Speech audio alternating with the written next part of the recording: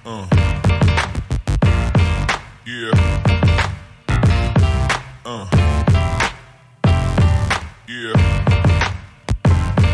uh, yeah, uh.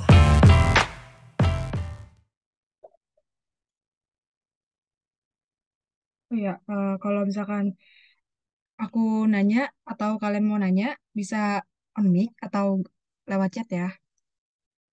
Aku harap kelasnya aktif. Ini suaraku jadi double gitu gak sih?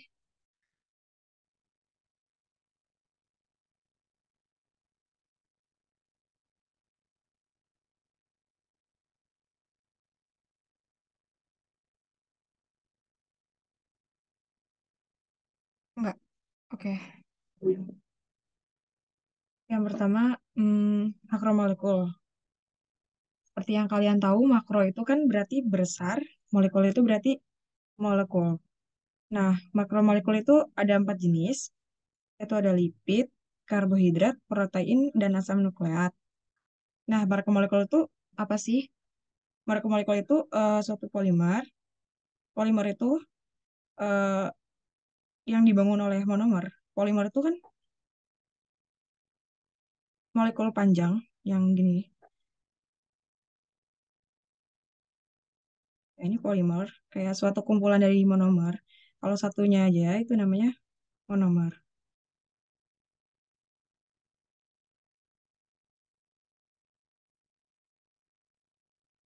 Nah, untuk membuat suatu polimer ada 2 reaksi, yaitu eh, sintesis sama pemecahan. Nah, kalau sintesis ini yang ngebuat monomer menjadi polimer.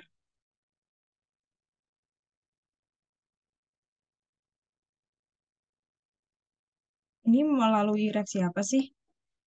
Namanya ada reaksi kondensasi.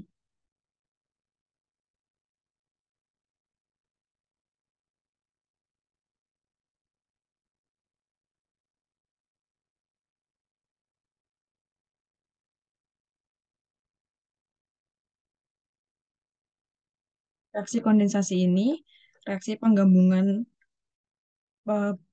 monomer menjadi suatu polimer yang diakibatkan oleh kehilangan satu molekul air. Nah, di sini kita lihat gambar. Eh, ini kan ada polimer pendek yang lagi dibuat suatu polimer panjang.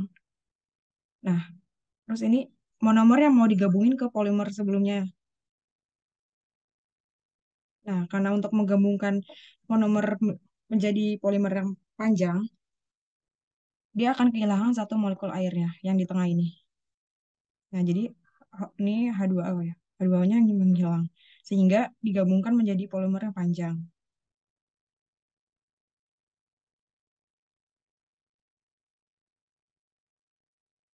Sedangkan kalau pemecahan itu kebalikannya. Dari suatu polimer menjadi suatu monomer.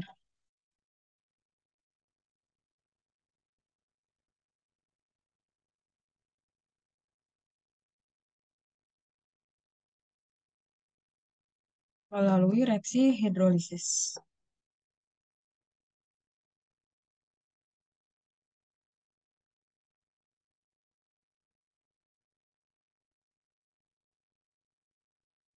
Di sini kita lihat ada suatu polimer panjang yang dia itu mau dipecah satu monomernya. Ini monomer yang pecah ya. Nah, untuk memecah itu kita harus ngasih air atau namanya reaksi hidrolisis. Ini H2O gabung ke sini sehingga monomer itu bisa berpisah dari polimernya panjang.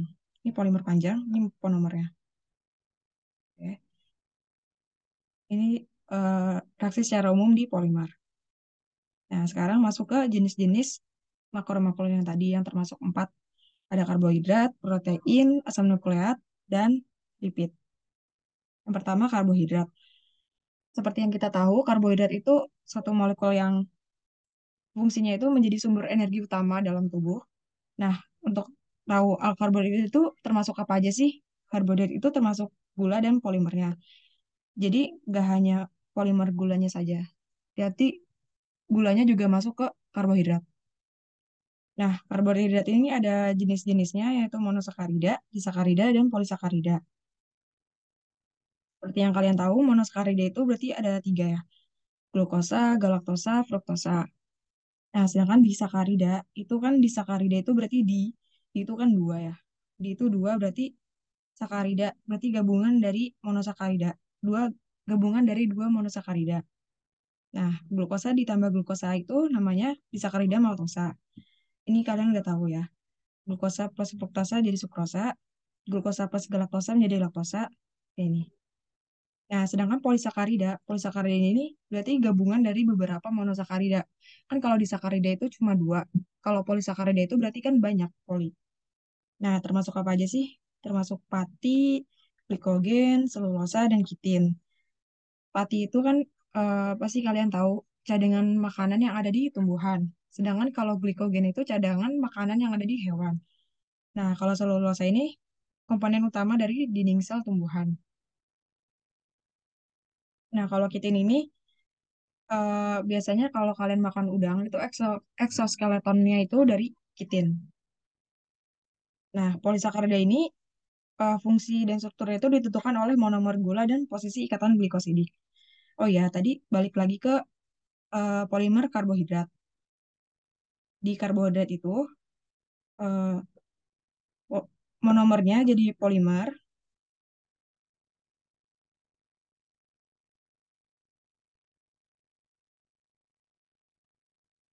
atau dari monosakarida menjadi polisakarida itu digabungkan melalui ikatan glikosidik.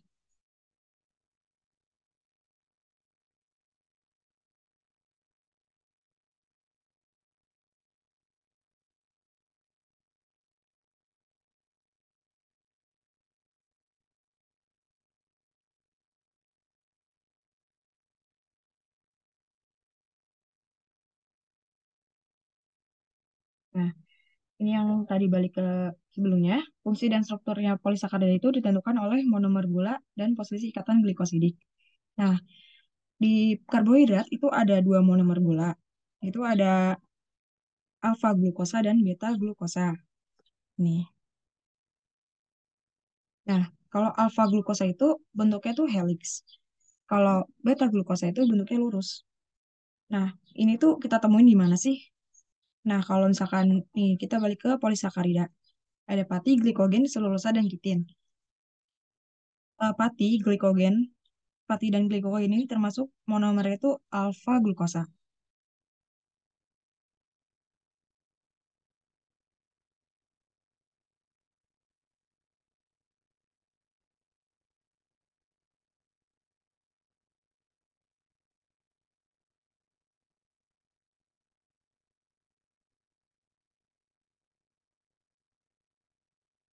Sedangkan kalau di selulosa itu monomer glukosanya itu beta glukosa.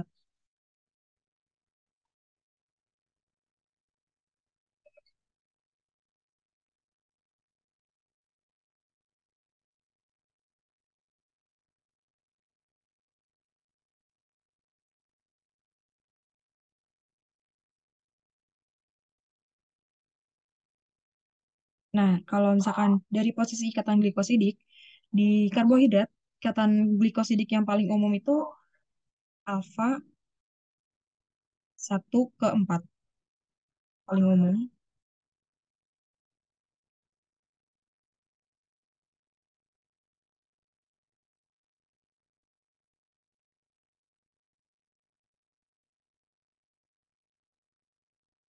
Nah, kalau di pati, pati itu kan ada dua ya, amilosa dan amilopektin.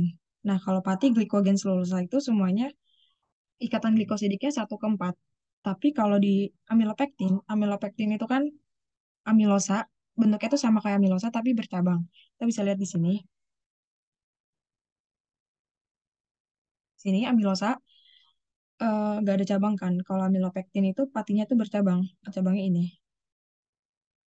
Nah, ini sebenarnya sama-sama ikatan glikosidiknya alfa 1 ke 4.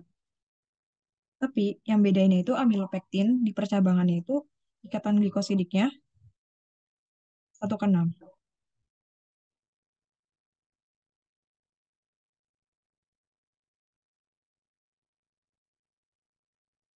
Nah, tadi kita balik ke monomer glukosa yang alfa glukosa dan beta glukosa. Bedanya itu apa sih? Nah, kalau yang kita lihat gambar ini, yang kiri itu termasuk ke alfa glukosa.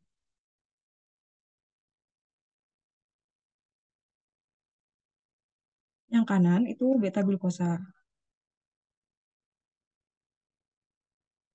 Kita lihat posisi OH, OH yang biru. OH yang biru ini, eh, yang ini kan di bawah, yang ini di atas. Bedanya itu aja sih posisi OH-nya. Dan eh, perbedaan posisi OH ini kan menentukan bentuknya juga ya. Tadi kan monomer alfa glukosa itu bentuknya helix. Kalau sedangkan beta glukosa itu bentuknya lurus. Nah, kalau di ini selulosa ya, struktur selulosa,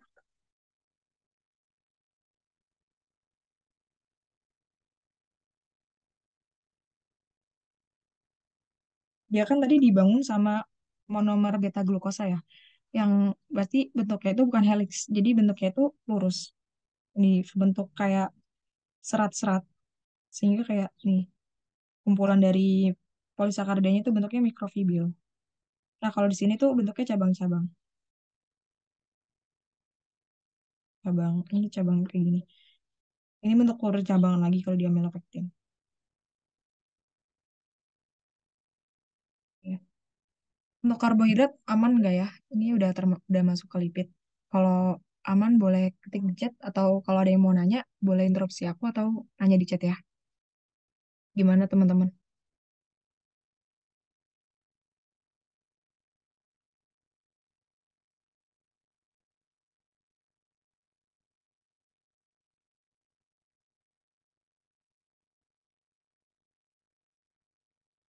Atau kalau aman ketik satu deh di chat.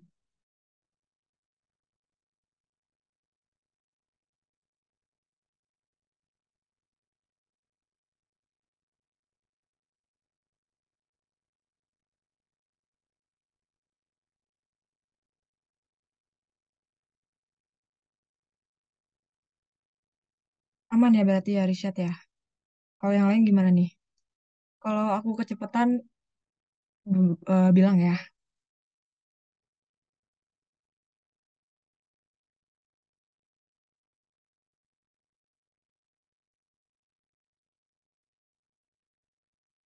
Oke, aku lanjut deh ke jenis makromolekul selanjutnya, yaitu ada lipid. Nah, seperti tadi kan sebelumnya, karbohidrat itu jenisnya itu termasuk gula dan polisakaridanya atau polimernya. Nah, kalau lipid ini yang paling unik yang membedakan dengan makromolekul lain itu dia tuh nggak bisa bentuk polimer. Jadi nggak ada ya namanya polimer lipid. Nah, seperti yang kalian tahu ya sifat uniknya itu pasti afinitasnya dalam air rendah atau dia tuh nggak suka air lipid. Nah, tapi dia itu punya dua bagian, hidrofobik dan hidrofilik atau yang disebut sebagai sifat amfifatik.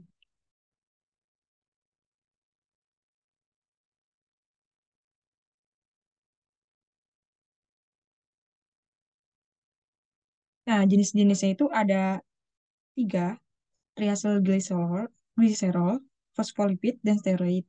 Nah, kan banyak banget yang miskonsepsi kalau lipid itu sama dengan lemak. Tapi ternyata lemak itu tidak sama dengan lipid. Lipid itu umumnya, kalau asam lemak itu termasuk jenisnya. Yang lemak itu termasuk ke triacylglycerol. Yang pertama, jenis lipid yang pertama itu ada triacylglycerol. Triacylglycerol ini terdiri dari satu gliserol dan tiga asam lemak.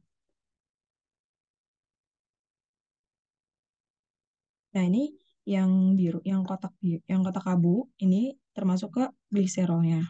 Kan satu dengan tiga asam lemak. Nah, tiga asam lemak yang tadi itu bergabung ke gliserolnya melalui ikatan ester. Tapi bukan membentuk suatu polimer ya, cuman dia tuh bergabung dengan gliserolnya.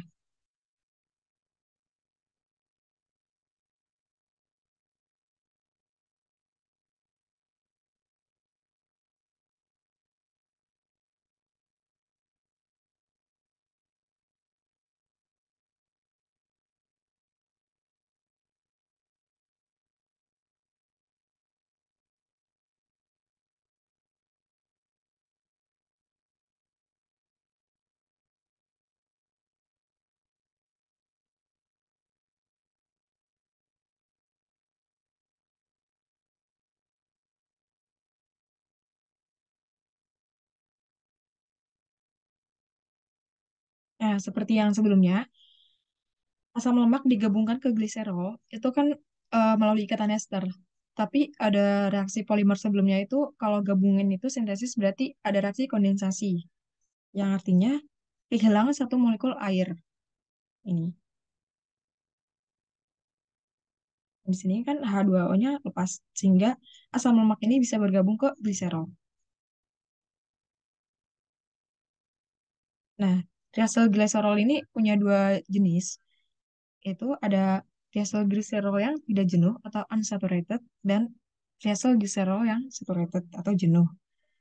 Nah, yang bedain ini dari kedua jenis ini bentuknya itu beda ya. Yang tidak jenuh itu bengkok, sedangkan yang jenuh itu lurus. Nah, perbedaan bentuk ini disebabkan oleh apa sih?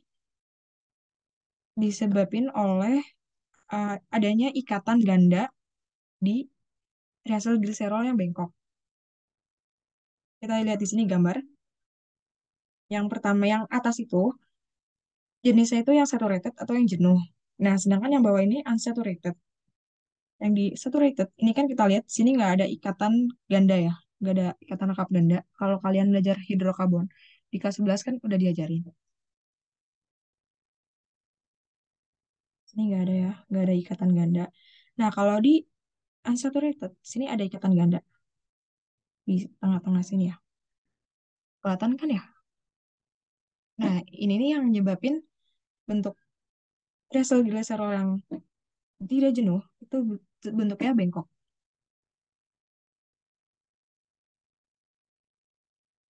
Oke. Masuk ke jenis kedua, yaitu jenis lipid fosfolipid. Fosfolipid ini terdiri dari satu gliserol ditambah satu gugus fosfat dan ditambah dua asam lemak. Seperti yang aku bilang tadi, ada si fosfolipid ini punya dua sifat, yaitu sifat hidrofilik dan sifat hidrofobik atau yang dinamakan oleh apa atau yang dinamakan itu amfifatik.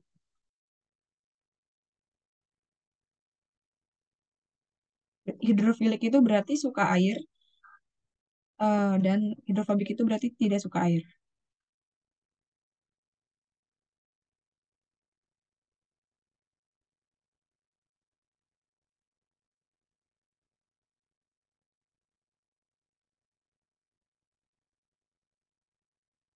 Yang mana sih yang bentuknya yang suka air dan yang mana yang bagiannya itu hidrofobik. Nah, kalau kita lihat di sini fosfolipid, yang bagian hidrofilik itu yang kepalanya. Ini ya, kepalanya ya, hidrophilic head. Karena di sini tuh ada gugus fosfat. Gugus fosfat itu kan memiliki muatan negatif ya. Air itu kalau di kimia, itu kan air punya ikatan dipol-dipol yang negatif kan. Sehingga karena dia muatannya negatif, dia itu suka air.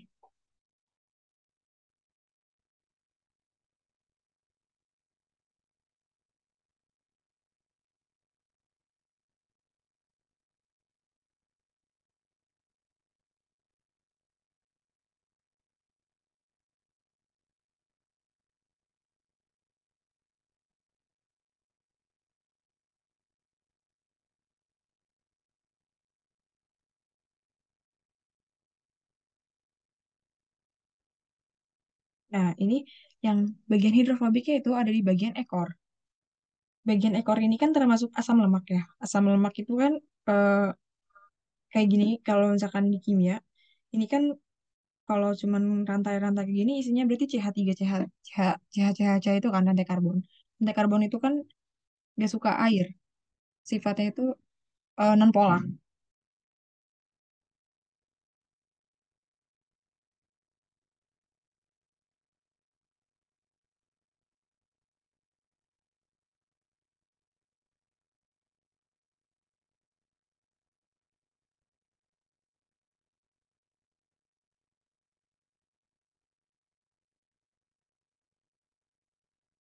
Sehingga kalau kan fosfolipid itu bagian komponen utama di membran sel. Kalau kalian lihat di membran sel, ini kan membran sel itu terdiri dari dua lapisan fosfolipid atau fosfolipid bilayer. Nah, kalau ini kan ada air. Di air itu berarti bagian yang terpapar dari fosfolipidnya itu di bagian kepala. Sedangkan di bagian ekornya itu ngumpul ke dalam. Karena bagian ekor itu kan nggak suka air. Kalau bagian kepala itu suka air. Jadinya kayak gini bentuknya. Nah, masuk ke jenis lipid ketiga yaitu steroid. Steroid itu lipid yang dikarakterisasi oleh ikatan karbon yang terdiri dari empat cincin. Kalau kita lihat strukturnya, di sini kan ada empat cincin ya. Sehingga ini yang jadi karakteristik utama dari bentuk steroid. Contohnya ada apa aja sih steroid? Contohnya itu ada kolesterol dan testosteron. Ya, untuk lipid aman nggak?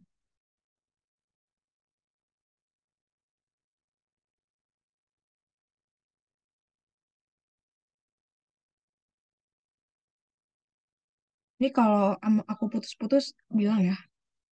Gimana guys? Kalau aman ketik satu ya.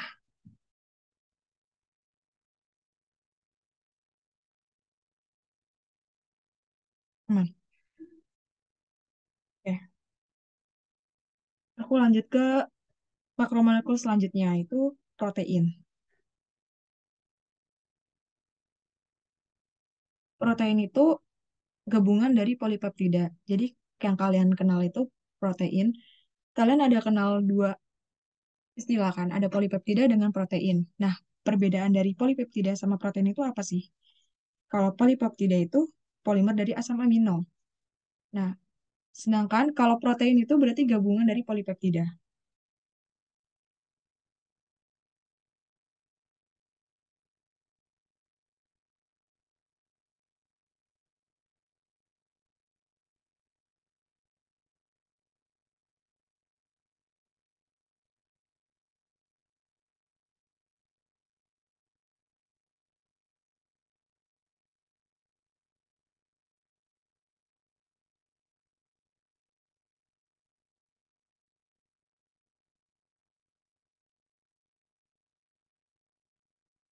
Jadi, monomer dari protein maupun polipeptida itu asam amino. Nah, asam amino itu apa sih? Asam amino itu suatu bentuk unsur yang dibangun oleh karbon atom, gugus karboksil, gugus amino, dan rantai samping. Kita lihat di sini, yang gugus aminonya itu yang kotak orange ini. Sedangkan yang gugus karboksil itu ada yang kotak kuning. Nah, ada juga eh, atom hidrogen di sini dan ada rantai samping. Nah, rantai samping ini yang ngebedain sifat asam amino satu dengan asam amino yang lain. Jadi yang kita tahu tuh asam amino itu kan ada 20 jenis ya. Nah, yang bedain dari asam amino satu dengan yang lain itu adanya rantai samping ini. Jadi di 20 jenis asam amino, struktur yang sama itu pasti ini, asam amino, gugus karboksil, dan atom hidrogen. Ini pasti selalu ada tiga unsur itu di semua jenis asam amino. Yang bedain itu pasti R-nya.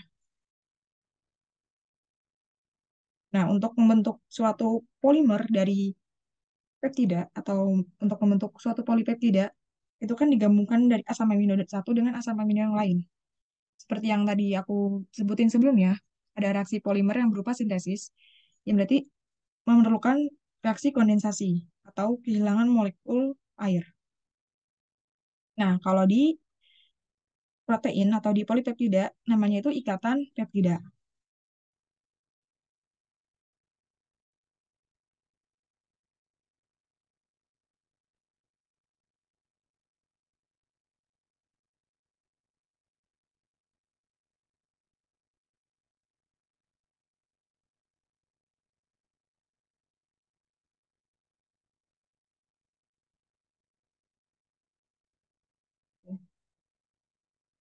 Nah, ini termasuk yang 20 jenis asam amino. Asam amino dibagi lagi sifatnya menjadi ada nonpolar, polar, serta asam amino bermuatan.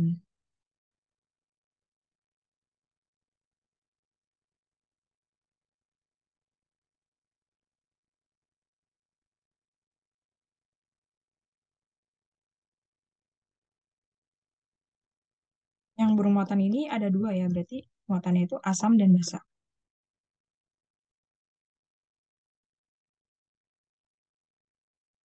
Nah, yang non polar ini ada 9 jenis, yang polar ini ada 6 jenis. Sebenarnya kalian nggak perlu ngafalin asam amino sih. Biasanya kan kalau di soal dikasih tabel asam amino, tapi kalian harus tahu pembeda utamanya itu apa sih di antara non polar, polar sama yang bermuatan. Nah, kalau yang di non polar, kita lihat yang tadi seperti aku bilang, kalau di asam amino itu kan yang bedain itu rantai sampingnya. Tadi kan kalau di struktur umum yang yang ini nih kotak putih itu kan masuknya R ya. Ini R, masuknya rantai samping. Sedangkan yang tiga struktur ini ada gugus amino, ada gugus karboksil, ada atom hidrogen. Ini kan pasti semuanya ada di semua asam amino. Nah, yang non polar itu kenapa sih disebut non polar asam aminonya? Karena mereka-mereka yang asam aminonya yang termasuk non polar ini rantai sampingnya itu rata-ratanya itu CH3 atau CH3 yang aku bilang CH3 atau CH2 yang ini juga nih yang ada siklik ini siklik sama aja ya. Rantai karbon juga kayak CH3 CH2 CH itu kan sifatnya kan nggak suka air, sedangkan yang kalau yang polar dia itu rantai sampingnya mengandung dikit apa ya, rantai karbonnya itu nggak banyak. Rantai karbon pasti dia punya OH, ini OH atau punya kayak eh, selain OH tuh ada SH juga yang pokoknya yang berkaitan dengan H itu pasti dia kayak sifatnya polar. OH. Nah, kalau di sini NH2 sama O ini kan membentuk dipol negatif juga ya, sehingga dia itu sifatnya polar.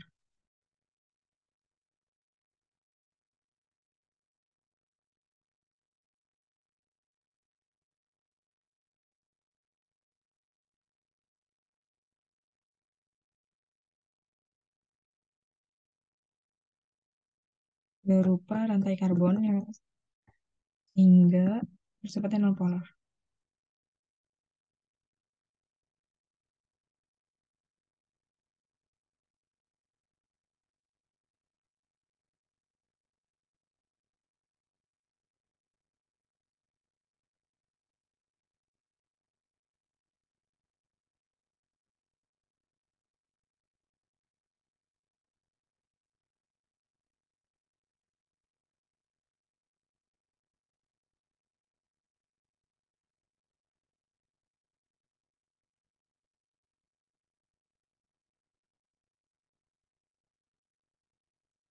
Nah, kalau yang asam dan basa, kalian tahu kan kalau basa itu yang termasuk basa itu pasti NH3. Nah, kalau di sini di basa nih pasti ada NH3, NH2, NH, pokoknya yang mengandung NH, NH2 plus ini masuknya ke basa. Sedangkan kalau atau dengan kata lain asam amino yang mengandung muatan positif, ini kan positif ya, positif, positif. Ini termasuk ke asam amino yang sifatnya basa.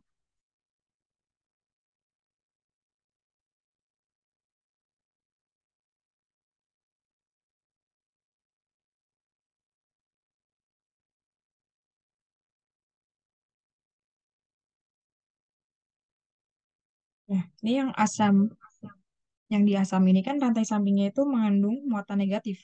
Kalau di muatan, kalau asam amino yang mengandung muatan negatif itu berarti memiliki sifat yang asam. Ya, asam. Ini maksudnya muatan negatif, muatan negatif. Nah, ini.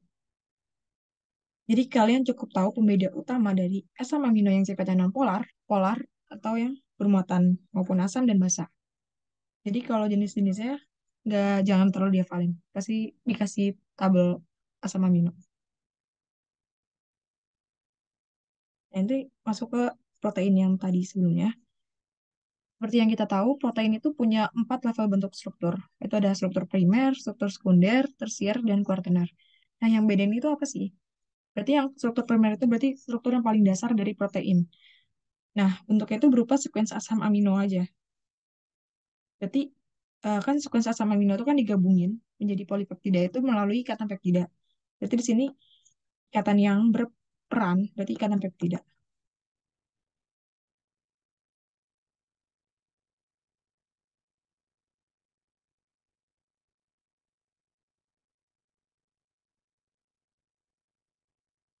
Kita bisa lihat di sini ya. Ini masuk ke struktur primer. cuman kayak gabungan dari asam amino. Nah, sedangkan kalau di struktur sekunder ini udah kayak gabungan dari polipeptida. Jadi kalau kan di struktur primer itu kan polipeptida ya, satu polipeptida. Satu polipeptida. Nah, polipeptida yang terkumpar atau yang terlipat-lipat itu ngebentuk suatu struktur sekunder. Yang di sini. Jadi ini kan satu polipeptida. Ini kan satu polipeptida ya. Nah, kalian tahu garis titik-titik ini menandakan adanya ikatan hidrogen. Jadi untuk membentuk suatu struktur sekunder itu diperlukan oleh ikatan hidrogen.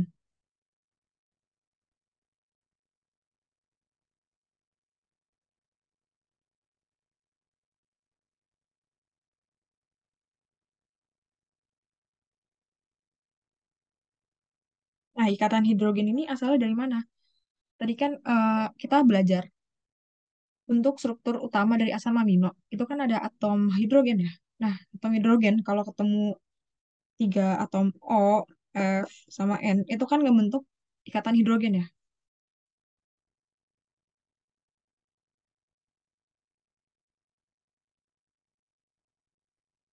Nah, sehingga ikatan hidrogen ini bisa ngebentuk menjadi membentuk suatu protein yang bentuknya itu struktur sekunder.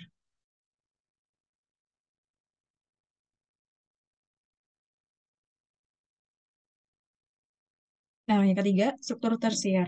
Struktur tersier ini udah termasuk ke bentuk protein yang kompleks atau yang udah termasuk ke protein yang fungsional, yang udah memiliki fungsi. Nah, struktur tersier ini terbentuk dari apa sih?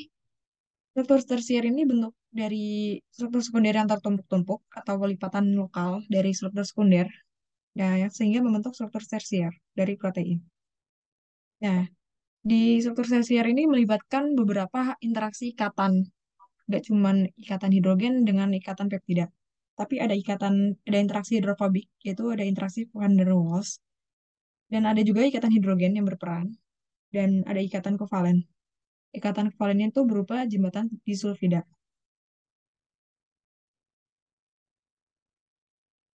Nah, kita bisa lihat di sini, ini struktur tersier. Jadi, yang tadi kan ada apa sih? Ada ikatan hidrogen yang berperan. Ini H sama O bergabung membentuk ikatan hidrogen. Nah, kalau tadi interaksi hidrofobik itu melalui interaksi van der Waals. Ini kenapa? Ini kan hidrofobik ya. Rantai karbon yang satu sama rantai karbon yang dua. CH3 CH3 itu kan membentuk nonpolar sama nonpolar membentuk interaksi hidrofobik. Nah, yang tadi interaksi kovalen itu termasuk ada jembatan disulfida. Jembatan disulfida itu terbentuk dari dua monomer sistein. Sistein itu kan S digabungin. Nah, ada juga ikatan ionik ternyata di sini di struktur tersier. Jadi emang banyak interaksi sehingga membentuk struktur tersier. Ikatan ionik itu kan seperti yang materi sebelumnya minggu kemarin itu kan diajarin kalau ikatan ionik itu terbentuk antara muatan positif dengan muatan negatif.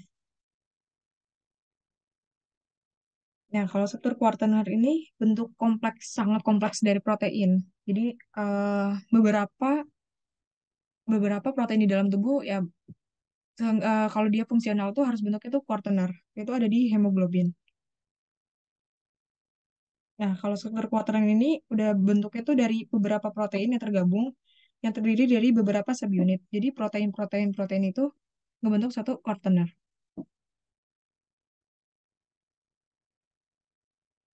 Nah, jadi kan protein itu kan mem- bisa protein itu bisa mengalami perubahan bentuk ya.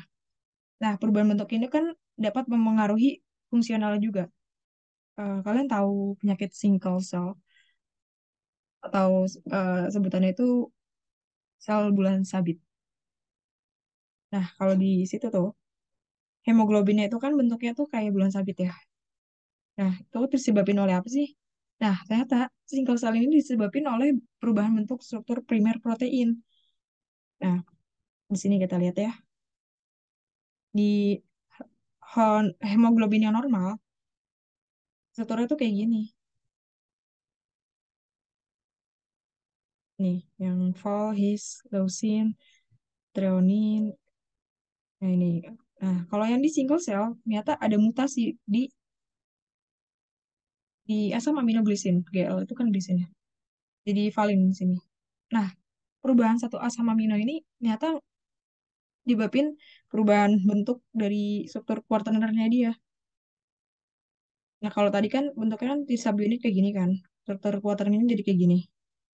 Nah, tapi kalau perubahan asam amino jadi valin, ternyata subunitnya jadinya kayak gini, gede gitu. Ya, bentuknya nggak biru gitu. Nah, kuartenernya jadi gini. Ini hanya ilustrasi aja ya. Dan fungsinya juga berubah. Kalau di sini kan molekulnya kan nggak asosiasi satu sama lain. Sedangkan kalau di sini tuh molekulnya tuh malah ngumpul gitu. Jadi nggak ada celah buat ambil apa ya, bawa oksigen yang lebih banyak. Jadi kapasitas bawa oksigennya tuh jadi berkurang di single cell, kasus single cell. Nah, sehingga bentuk penampakannya kan kalau yang normal itu kan ini kan normal red blood-nya kayak gini.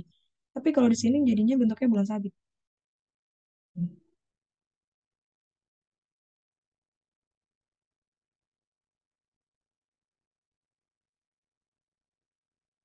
Terus juga terdapat beberapa faktor yang menentukan bentuk protein. Itu ada suhu, pH, dan konsentrasi garam. Nah, suhu ini kan sangat berpengaruh ya terhadap protein. Kalau kenapa demam itu harus dihentiin? Karena saat demam itu kan suhu tubuh kita kan tinggi. Dan suhu tubuh yang tinggi ini menyebabkan protein itu terdenaturasi. Kalau protein terdenaturasi, bentuk fungsionalnya hilang, sehingga protein itu menjadi inaktif.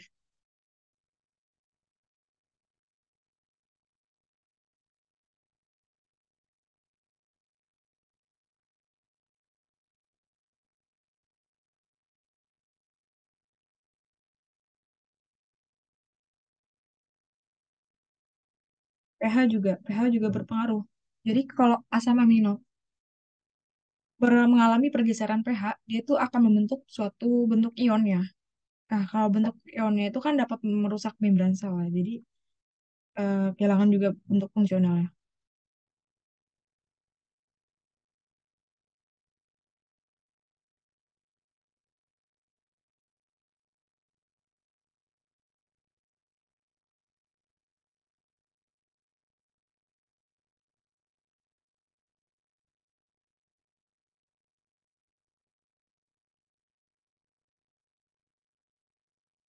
Nah, konsentrasi garam juga nih. Kalau protein ditaruh di salinitas yang tinggi, ikatan-ikatannya itu juga dapat terurai atau dapat terdenaturasi tapi melalui garam.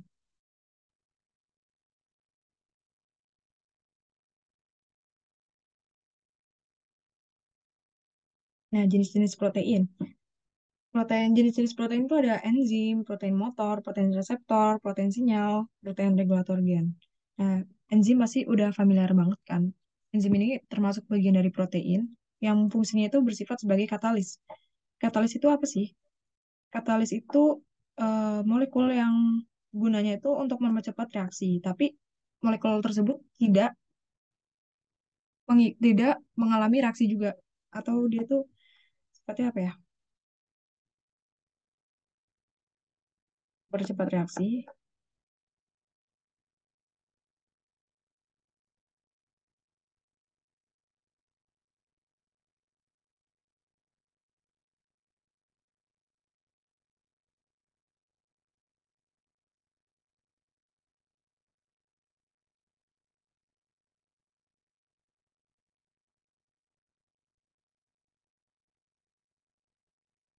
Jadi dia cuman kayak ngebantuin reaksi aja biar cepat. Dianya tuh nggak ikut berpengaruh terhadap hasil produknya gitu. Nah, di sini kita lihat gambarnya. Enzim itu sifatnya kayak kunci sama gembok ya. Jadi substratnya itu harus nempel pas dengan untuk enzimnya. Di sini substratnya itu sukrosa. Nah, sukrosa nempel ke enzim. Ini enzimnya yang ungu ya. Nah, kan nempel gini, dipercepat reaksinya sehingga menjadi bentuknya ini glukosa dan fruktosa. Ini dari reaksi penggabungan glukosa dengan fruktosa. Misalnya ini sukrosa mau dipecah menjadi glukosa dan fruktosa oleh reaksi hidrolisis. Ini kan ada H2O. Nah, juga enzim itu cuma buat mempercepat reaksi aja, tapi dia nggak ikut jalannya reaksi. Ini fungsi protein, ini jenis protein. Ini masuk ke jenis marker molekul selanjutnya itu asam nukleat. Oh, di protein gimana? Aman nggak? Atau ada yang mau ditanyain? Kalau aman ketik satu lagi ya. Atau ketik aman aja.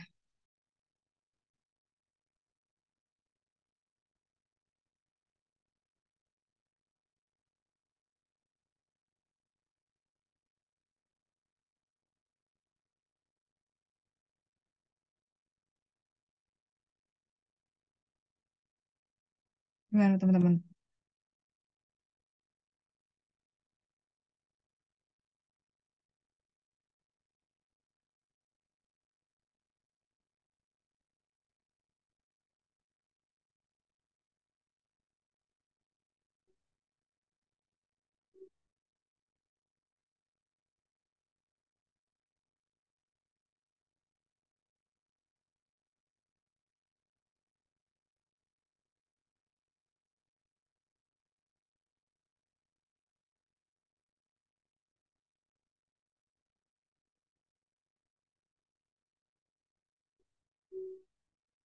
Plasma aman nggak?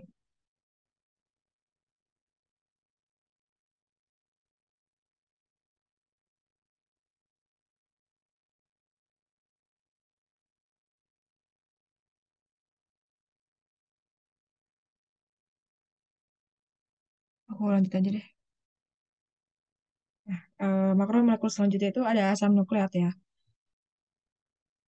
Asam nukleat itu apa sih? Asam nukleat itu molekul yang tugasnya itu membawa materi genetik. Nah, seperti yang kalian tahu, ada dua tipe asam nukleat, ada RNA dan DNA.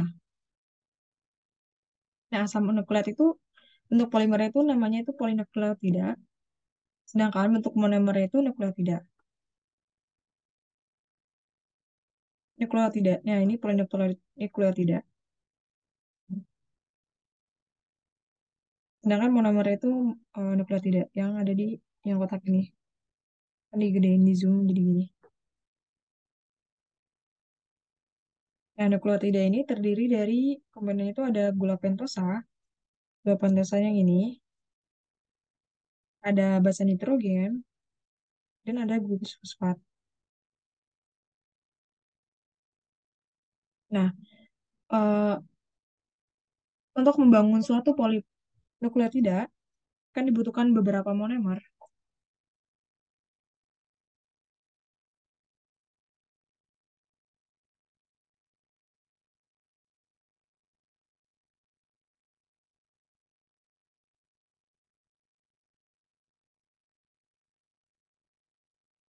Monomer-monomer ini digabungkan melalui ikatan fosfodiester.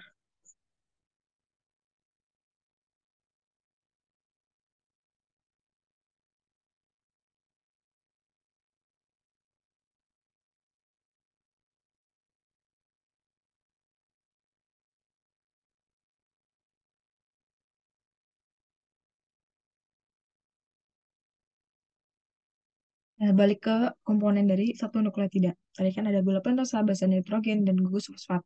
Nah, kalau gugus fosfatnya kita hilangin, nih, tapi ada gula pentosa dan basa nitrogen, itu namanya nukleosida. Ini termasuk dari basa nitrogen. Basa nitrogen itu ada dua ya, ada pirimidin sama purin.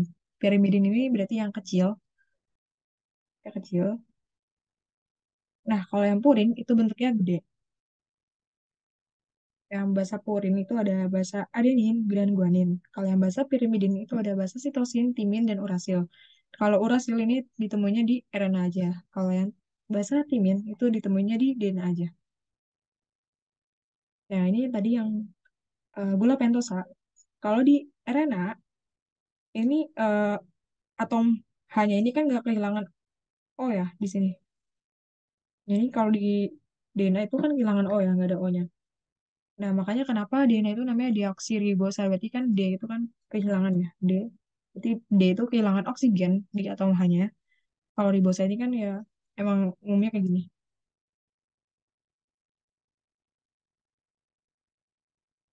Oke, udah. Materi asam nukleat segitu. Jadi semua empat makromolekul udah aku bahas. Sekarang aku latihan soal. Tapi sebelumnya ada yang mau tanya nggak?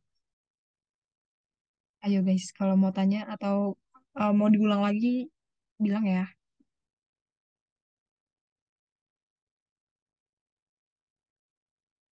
Mana? Aku panggilin satu-satu deh. eh Plasma gimana?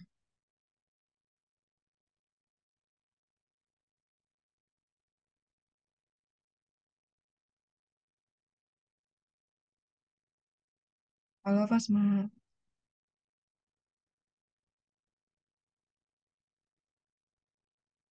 kalau nggak ada, Ahmad deh. Ahmad gimana? Aman kak aman. Ahmad. Kalau Aji gimana?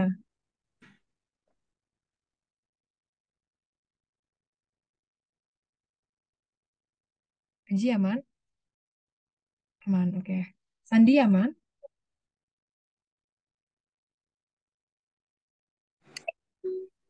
Iya, Irsyad aman?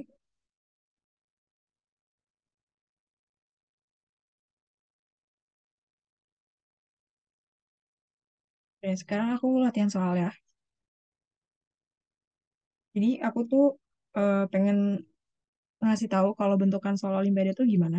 Jadi kalau di soal Olimpiade, itu tuh ada tiga kemungkinan ya. Satu, dia itu apa sih diketahui di soal, atau infonya itu dari soal.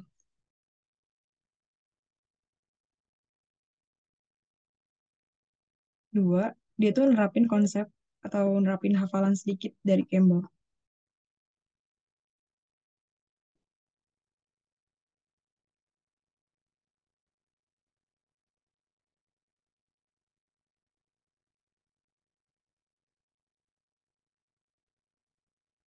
Dia itu biasanya trivial. Trivial tuh kayak info pengetahuan umum yang kayak kalian harus tahu gitu. Oke. Ini satu ya, kita baca soalnya.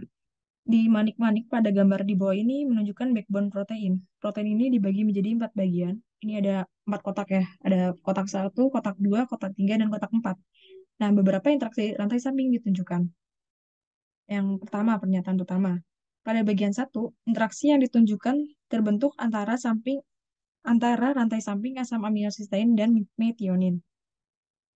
Nah, tadi ini sebenarnya kan nanti kan dikasih tabel protein ya sama aminonya. Aku ini deh, aku SS dulu.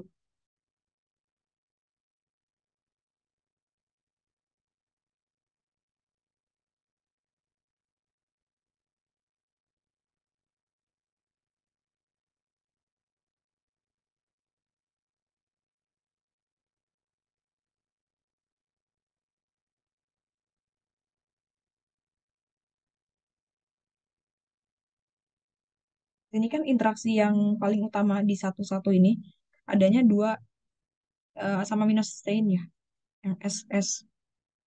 Nah, asam amino cysteine itu ada di asam amino apa sih? Kalau di nonpolar, itu kan cysteine masuk ke nonpolar ya. Nah, di sini metionin kita lihat.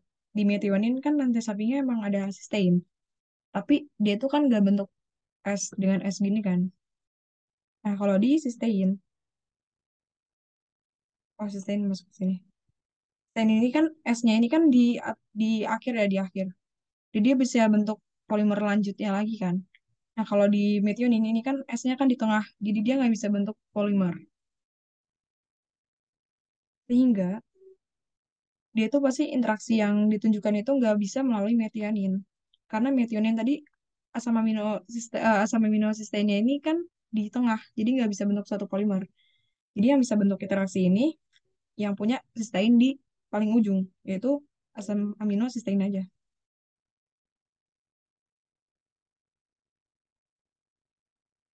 Nah, sedangkan metionin salah. Nah, karena kan ini kan dan, kalau pernyataan dan itu berarti dua-duanya harus benar. Nah, kalau atau berarti salah satu benar aja tuh walaupun salah satunya salah itu tetap dianggap benar. Nah, kalau ini kan kita lihat kata kuncinya dan metionin. Metionin itu kan salah. Berarti kan benar dengan salah itu kan salah. Jadi sehingga jawabannya salah. Yang B. Jika atom O pada rantai samping CH3 COH O diganti dengan atom F, interaksi yang ditunjukkan pada bagian 2 tidak akan terbentuk. Bagian 2 kita lihat interaksinya. Ini kan yang ditanya ini, diganti dengan atom F, yang atom O-nya yang ini. Hmm.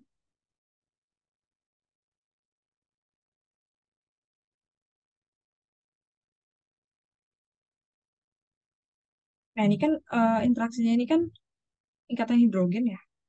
OH, O, kan nanti O-nya dihilangin. Ini bisa bentuk ikatan hidrogen interaksinya.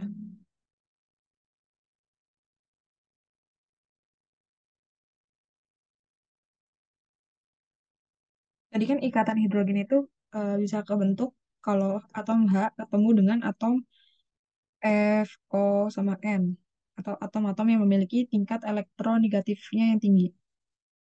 Nah, jadi kalau O-nya itu diganti F, dia kan sama-sama bisa membentuk ikatan hidrogen ya. Jadi interaksinya pasti tetap terbentuk. Sehingga pernyataannya salah.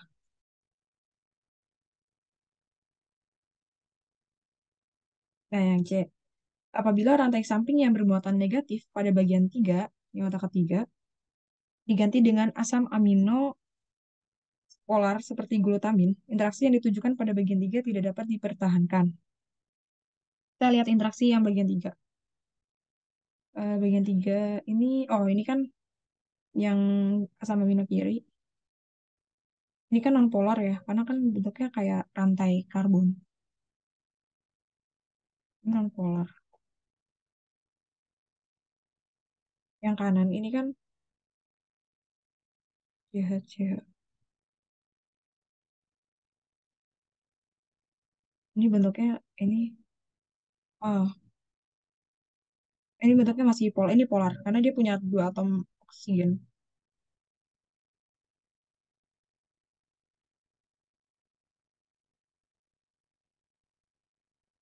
Lagi ini kan interaksinya asam amino non polar dengan polar. Tapi tadi pernyataannya diganti kalau asam aminonya polar itu, oh yang polar itu diganti dengan asam amino yang polar. Kan kalau polar sama polar kan tetap aja ya, tetap masih bisa interaksi kan.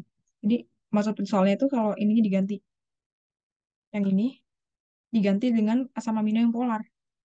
Sedangkan ini kan sifatnya polar ya. Jadi ya gak ada pengaruhnya dong. Jadi ini salah ya, karena ini dia bilangnya tidak dapat dipertahankan. Itu kan tidak ada pengaruhnya. Atau tetap aja sama aja gitu interaksinya masih bisa dipertahankan.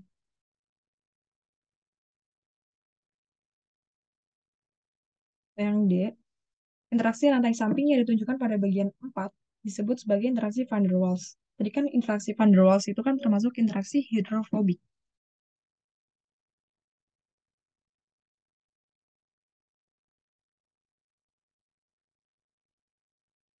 Interaksi hidrofobik itu berarti kan interaksi antara nonpolar dengan nonpolar.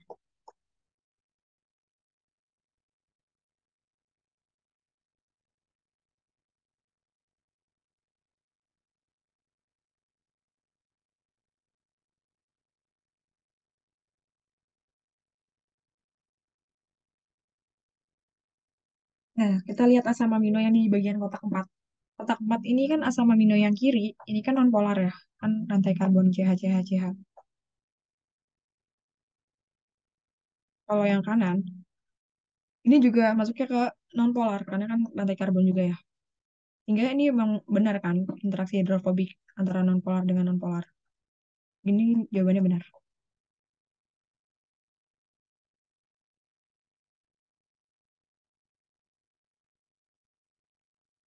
Gimana, aman nggak?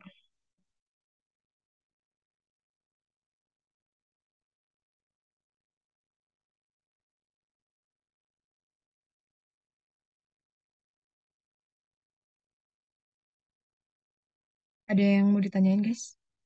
Atau aku jelasinnya kecepatan nggak ya?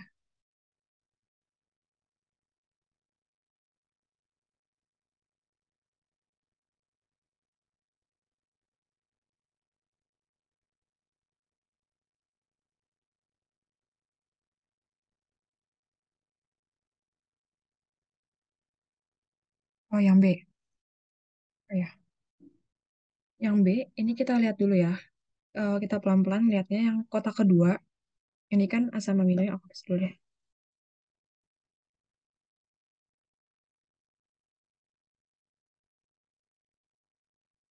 Nah, ini kan ada amino yang satu, ada kan ada O di sini ya.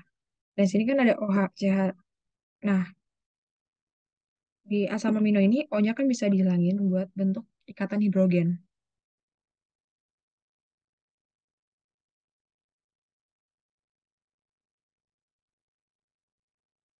Sehingga kalau nanti emang mereka bergabung, kan nanti jadinya ikatan hidrogen ya. Ini kan O-nya hilang. O sama H, ada ikatan hidrogen ya. Nah, tadi soalnya tuh bilang kalau misalkan O-nya itu diganti dengan F, itu apa yang terjadi gitu atau interaksi itu bakal nggak kebentuk lagi nggak gitu kan. Nah, tadi kan kalau ikatan hidrogen itu kan dibentuk melalui H yang ketemu dengan atom F, O sama N. Jadi kalau O-nya itu diganti dengan F, berarti kan nggak apa-apa dong. Maksudnya interaksinya masih bisa dipertahanin kan. Tuh, gimana?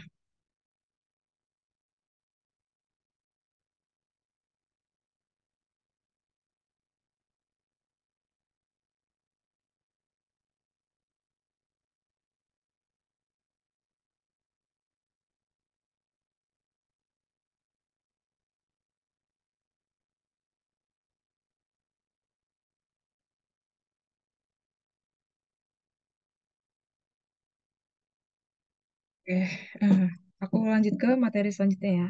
Ini materi makromolekul udah selesai. Nah, tinggal yang materi membran sel dan fungsi. Ini pasti kalian juga udah belajar. Membran sel. Membran sel itu kan membran yang membungkus sel atau yang melapisi sel dari yang membatasi ekstraseluler dengan sitoplasmik. Sifat itu ya sebagai gerbang ya, yang seleksi masuk zat-zat masuk buat masuk ke sel. Nah, oleh karena itu sifat membran sel ini selektif permeable atau eh, dia itu nggak sembarangan zat bisa masuk, harus diseleksi dulu. Nah, komponen dari membran sel itu ada fosfolipid yang paling utama. Yang tadi seperti sebelumnya aku bilang, fosfolipid itu mempunyai sifat amfifatik atau punya dua bagian, hidrofobik atau hidrofilik. Hidrofobik dengan hidrofilik. Nah, membran sel ini juga sering disebut memiliki model mosaic fluid atau karena itu kenapa disebutnya model mosaic fluid? Karena di membran sel itu bentuknya kan selain punya fosfolipid, komponen itu terdapat protein serta molekul-molekul organik lainnya. Jadi itu bentuknya kayak mosaik. Dan kan mosaik itu kan fosfolipid layernya ada dua ya. Fosfolipidnya ada dua layer. Ada dua layer komponennya. Ya cuman fosfolipid ada protein, ada molekul-molekul organik seperti kolesterol.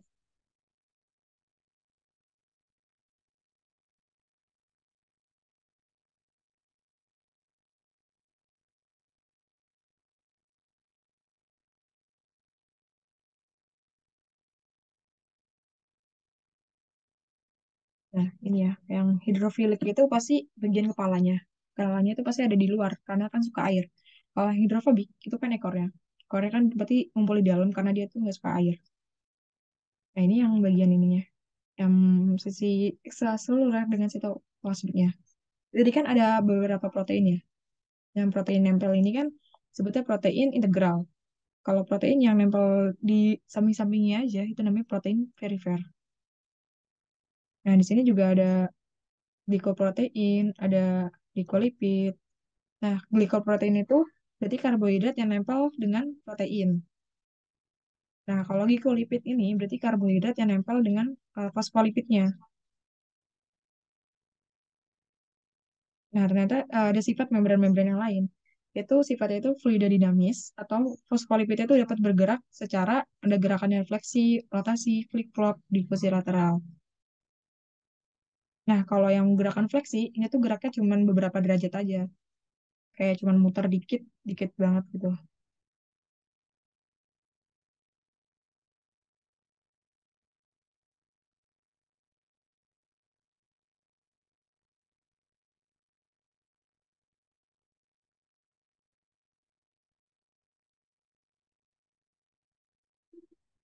Nah, kalau bergerak rotasi itu geraknya 360 derajat ya.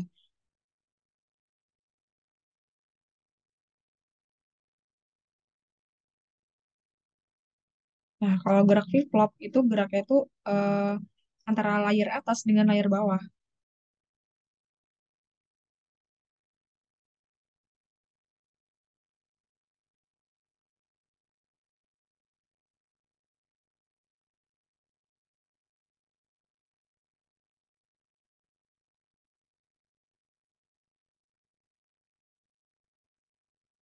Kalau sebaliknya ya. Nah, kalau flip flop, kalau difusi lateral itu cuman kayak kiri kanan. Pas kita bergerak ke kiri kanan.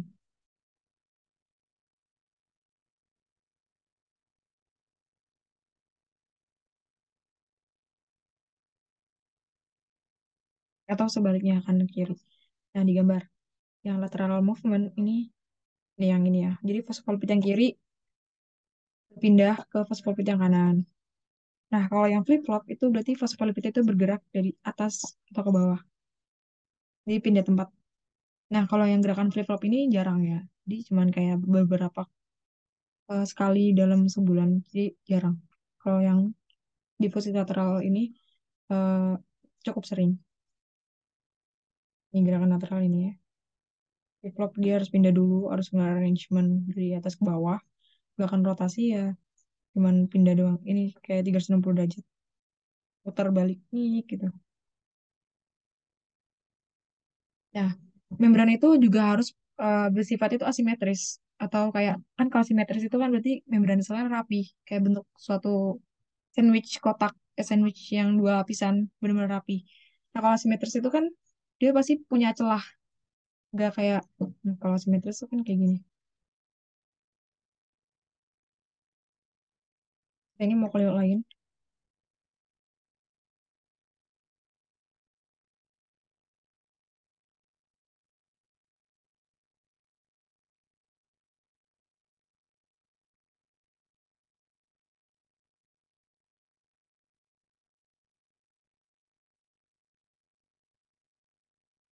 Nah, kalau simetris itu kayak bener-bener kayak rapi gitu, nggak ada celah.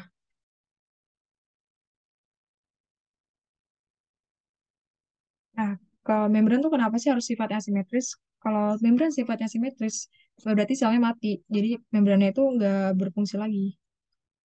Jadi dia harus sifatnya simetris dengan mempertahankan sifat fluiditasnya. Sifat fluiditas itu apa sih? Jadi sifat fluiditas itu kayak keadaan kondisi di mana membran itu sifatnya fluid atau sifatnya itu nggak kental, nggak kecairan juga, dan bentuknya juga nggak terlalu simetris. Nah, ini fluiditas membran. Sifat fluiditas membran itu ditentukan oleh komposisi asam lemak, kehadiran kolesterol, dan pergerakan fosfolipid. Nah, kamu kan tadi kan di makromolekul sebelumnya aku jelasin kalau asam lemak itu ada yang jenuh, ada yang tidak jenuh. Asam lemak itu tadi yang termasuk triacylglycerol. Nah, asam lemak itu ada yang jenuh dan tidak jenuh. Kalau yang jenuh tadi kan nggak bengkok ya. Kalau yang tidak jenuh itu bengkok.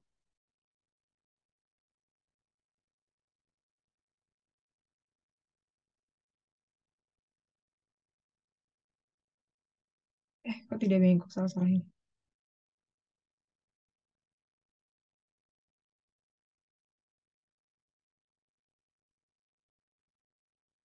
Nah, kalau komposisi asam lemak yang jenuh, kok ini tidak bengkok.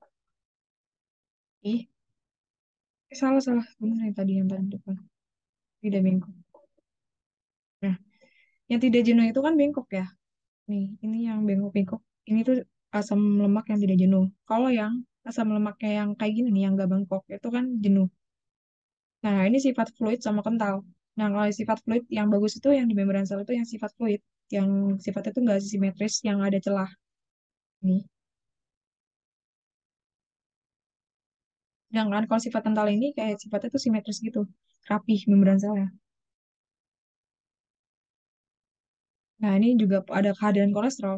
Kehadiran kolesterol ini eh yang ngebuat membran sel itu bentuknya tuh nggak asimetris. Bentuknya asimetris.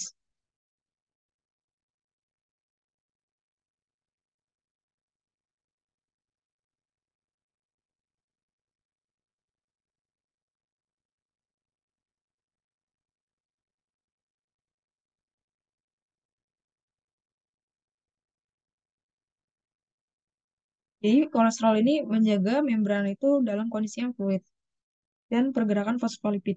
Jadi kalau fosfolipidnya banyak gerak, membran sel itu semakin fluid. Nah, ada juga adaptasi membran terhadap suhu. Jadi kan kalau sel itu ditaruh di suhu tinggi, itu kan bisa sel itu mencair ya. Nah, kayak sel itu membran sel itu rusak kayak obrak-abrik kayak cair lah. Nah, kalau yang suhu rendah, selnya kan bisa beku kan. Jadi membran itu kan mati. Jadi kalau di suhu rendah, itu tuh membrannya tuh bentuknya simetris.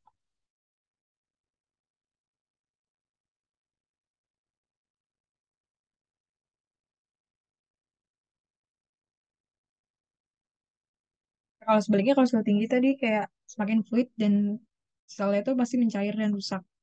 Nah, jadi adaptasinya itu kalau di suhu tinggi, eh, dia tuh fluidnya harus dikurangi. Karena kan suhu tinggi itu bisa makin fluid.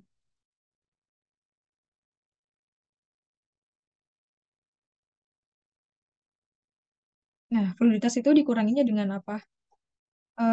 Komposisi asam lemak.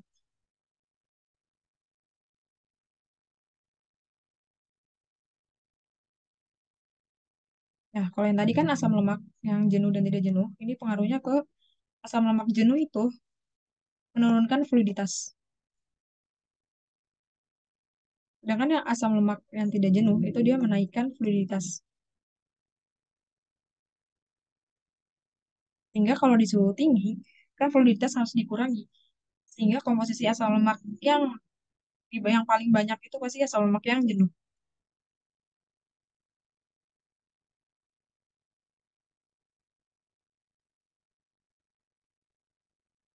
Sedangkan kalau di suhu rendah, dia kan harus naikin fluiditas.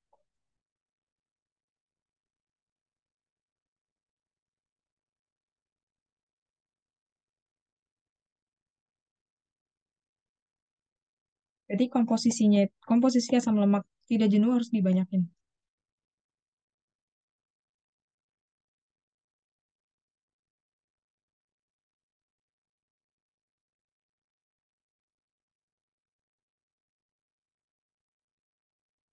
Oke. Karena ke fungsi membran. Tadi kan fungsi membran itu kan kayak sebagai gerbangnya sel, sebagai pelindung sel juga. Nah, jadi fungsi membran itu ada transport, ada aktivitas enzim, ada transduksi sinyal, ada rekognisi sel ke sel yang dibantu oleh karbohidrat. Yang ini ya gambarnya kita bisa lihat di sini. Oke, sekarang ke transport membran. Yang tadi salah satu fungsi membran kan transport. Nah, balik lagi ke sifat membran. Yang sifatnya itu selektif permeable atau dia itu selektif terhadap zat-zat yang masuk. Jadi nggak semua zat itu bisa masuk. Di sini yang permeable banget ada gas. Gas itu bisa masuk dengan cara mudah ya, cepat, mudah masuk langsung ke dalam sel. Nah, kalau yang molekul polar yang kecil seperti etanol, air, urea, ini dia permeable juga, tapi permeable itu nggak sebanyak atau nggak semudah yang gas. Sedangkan kalau yang molekul polar yang tidak bermuatan seperti glukosa, fruktosa ini kan gede ya. Dia itu kan gede, sedangkan membran sel itu kan sifatnya rapet atau kayak celahnya tuh kan kecil. Jadi sehingga dia nggak bisa masuk nih, nggak bisa masuk tanpa bantuan. Dia nggak bisa masuk. Makanya tulisannya impermeable. Nah, ion juga nih, dia nggak bisa masuk karena ion itu kan mengandung muatan ya. Yang muatan itu kan bisa merusak membran, sehingga dia nggak bisa masuk nih tanpa bantuan. Dan ada molekul polar yang bermuatan juga nih, yang gede. Ada asam amino, ada asam nukleat, ATP, protein. Dia juga sih nggak bisa masuk ke dalam membran.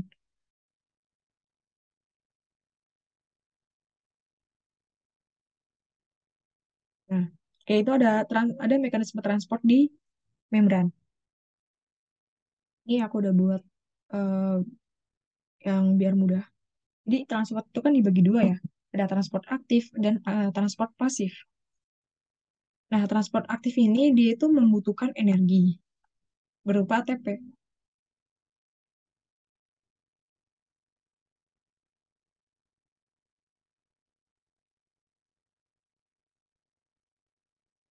Karena dia itu transportnya itu melawan gradien konsentrasinya.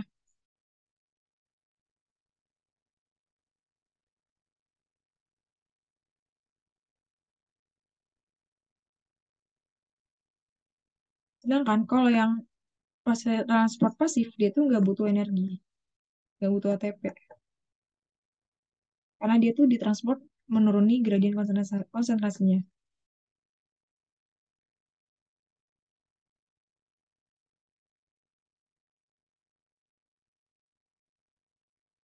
Nah, di transport pasif itu dibagi dua, ada osmosis dan difusi. Nah, kalau osmosis dan perbedaan antara osmosis dengan difusi itu apa sih? Perbedaannya, kalau di osmosis yang bergerak itu cairannya.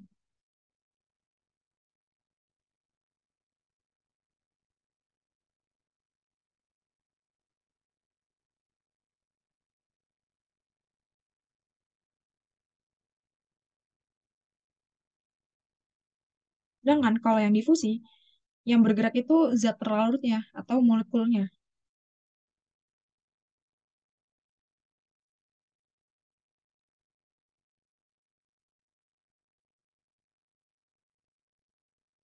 Nah, ini berarti pelarutnya ya. Nah, kita bisa lihat di sini ada difusi sederhana dengan osmosis. Di sini kan, nah di sini kan dia konsentrasinya tinggi ya. Banyak zat terlarut berarti konsentrasinya tinggi.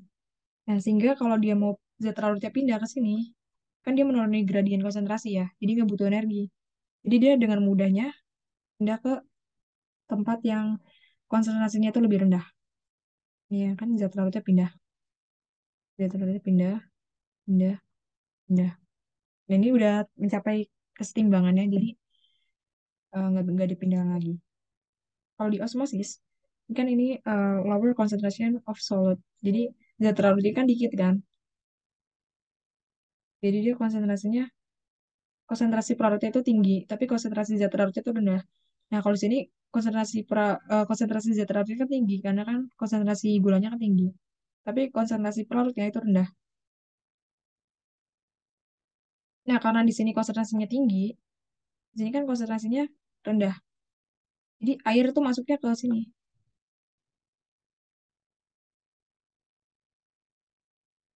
Jadi ini aku gini biar gak bingung. Ini kan konsentrasi rendah bagi zat larut.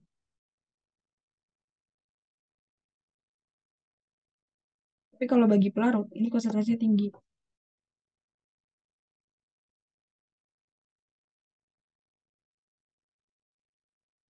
Nah, kalau di sini, pelarut konsentrasinya rendah, karena kebanyakan zat pelarut.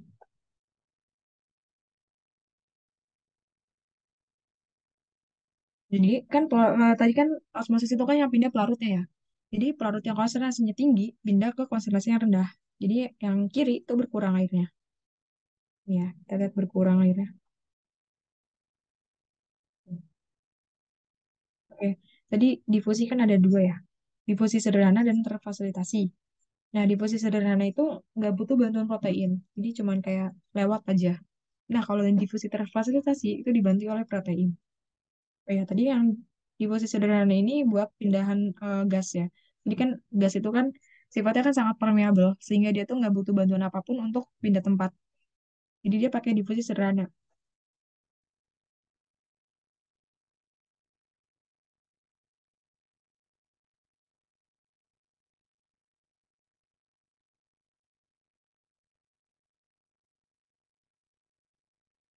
Nah, kalau yang difusi terfasilitasi itu dibantu oleh protein. Ada dua protein carrier dan protein channel. Nah, di protein carrier ini ada dua jenis, ada aquaporin dan gerbang ion. Nah, uh, kalau yang protein channel itu protein itu bisa berubah bentuk sesuai bentuk molekulnya.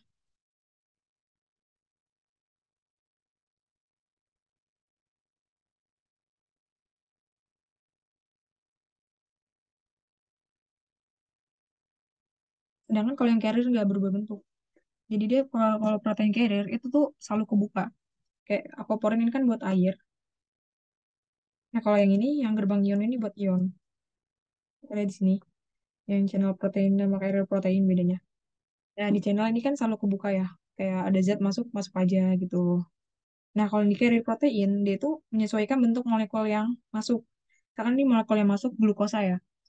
Pokoknya molekul-molekul polar atau non polar yang gede. itu pakai ini yang depositor fasilitasi. Jadi kalau misalkan glukosanya masuk, protein itu merubah bentuk menjadi bentuk glukosa, kayak nyesuaiin bentuk gitu. Nah, baru dia ditransport. Oke. Balik lagi ke osmosis.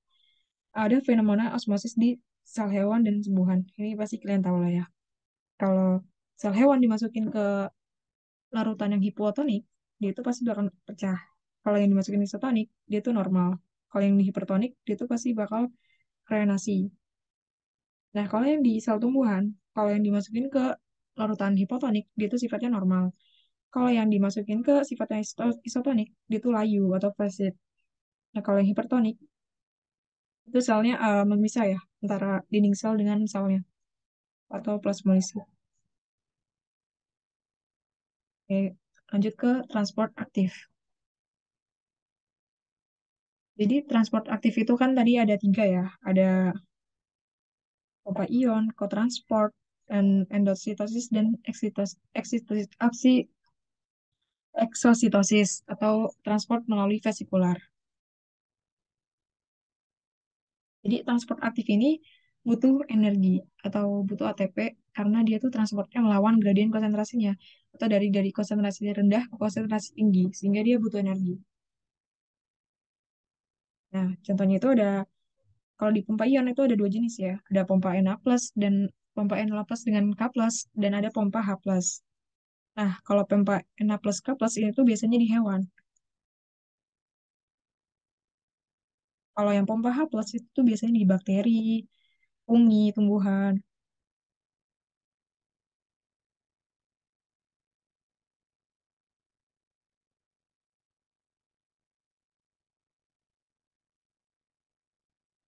Jadi bedanya pompanya itu cuma ngebawa molekul apa sih yang mau dipompa gitu.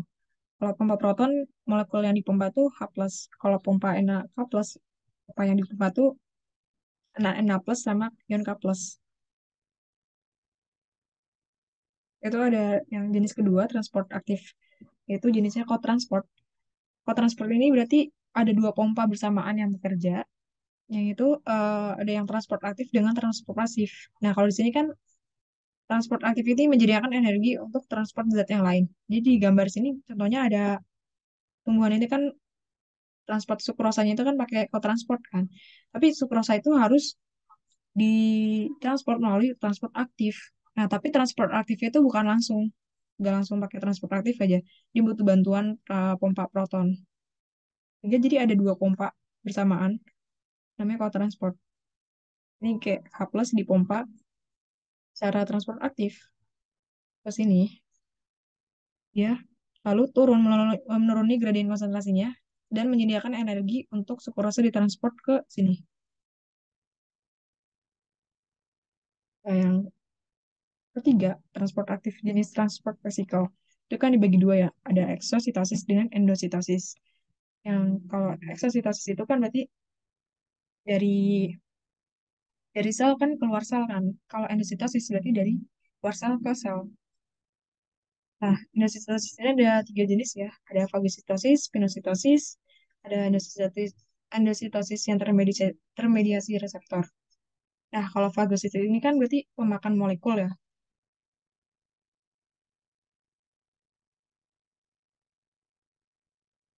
Nah, kalau yang pinositosis ini pemakan cairan.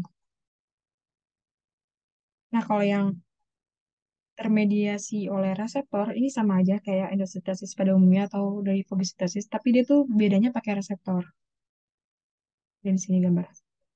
Nah, ini fagositosis dia berupa kayak makanan. Nah, kalau pinositosis itu kayak cairan. Kalau yang reseptor itu pakai reseptor. Ini reseptor itu yang merah. Ini nih. Oke. Oh, udah selesai. Materi membran sel udah selesai, guys. Jadi gimana? Ada yang mau ditanyain? Atau ada yang mau diulang?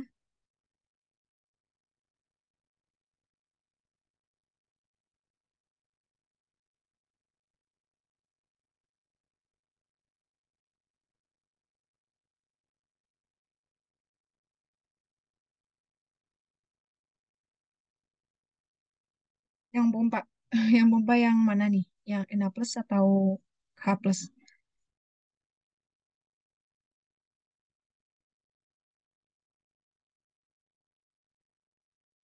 Oh, pompa. Oh, pompa dua-duanya. Yang ini kah yang kau transport?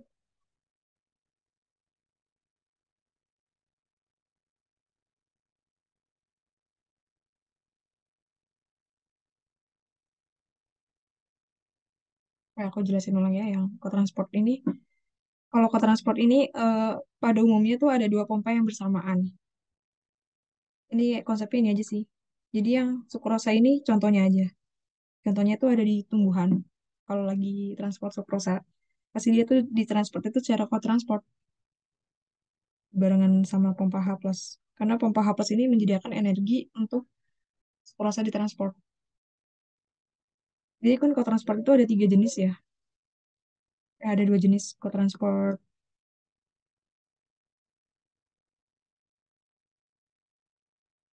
cara simport dan antiport.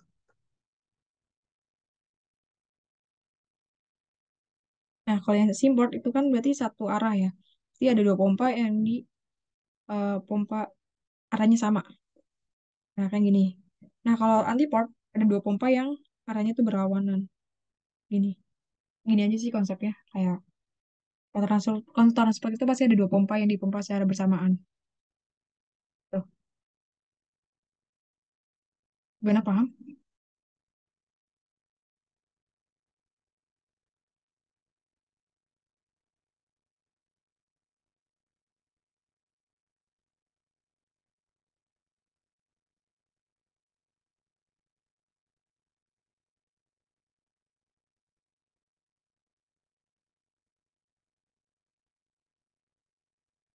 Aku ini aja ya latihan soal ya.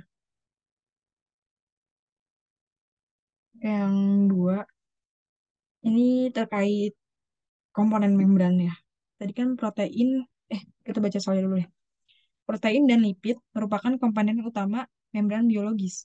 Protein membran dapat berupa protein integral maupun ataupun protein perifer. Nah, tentunya pernyataannya. Tadi kan aku ngejelasin kalau komponen-komponen di membran sel itu kan ada protein. Nah, di protein membran sel itu kan ada dua ya. Ada protein integral dan perifer.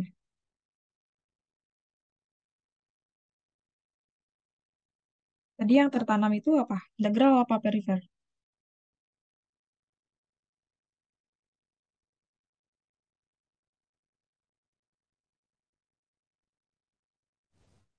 Integral.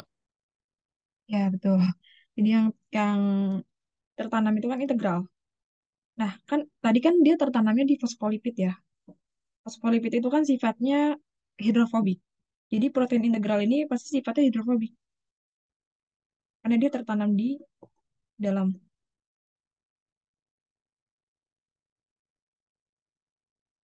Sedangkan kalau yang protein perifer ini kan cuma nempel doang kan, nempel di luar membran. Nah, sedangkan di luar membran itu kan ada air. Jadi kan kayak air. Ini air, air. Nah, perifer ini kan intinya membran ya.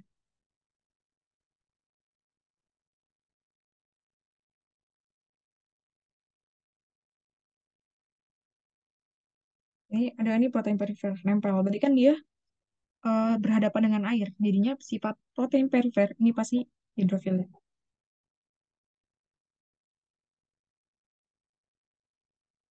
Nah, kita baca pernyataannya. Protein perifer lebih larut di dalam air dibandingkan dengan protein integral. Jadi kalau lebih larut di dalam air, berarti ini menandakan pernyataan itu nanya, protein perifer ini sifatnya hidrofilik bukan? Gitu kan? Dia suka air gak? Tadi kan seperti aku jelasin sebelumnya, protein perifer itu kan sifatnya hidrofilik. Jadi sehingga dia kan suka air dan dia pasti lebih larut di dalam air. Jawabannya benar. Nah, pada protein perifer, asam amino nonpolar mendominasi pada bagian tersebut. Nah, ini salah apa benar? Kata kuncinya nonpolar, asam amino nonpolar. Gimana jawabannya?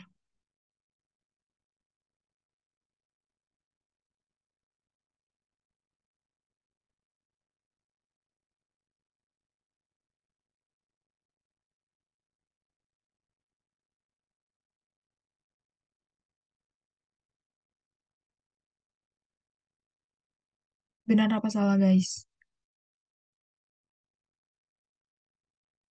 Yes, oke. Ya, benar. Ini jawabannya salah ya. Ya, karena tadi kan protein perifer itu kan sifatnya hidrofilik, sehingga pasti asam amino polar yang mendominasi bagian protein itu. Nah, yang C. Protein perifer dapat dilarutkan dengan memberikan larutan garam pada membran sel, tetapi hal ini akan menghilangkan protein integral.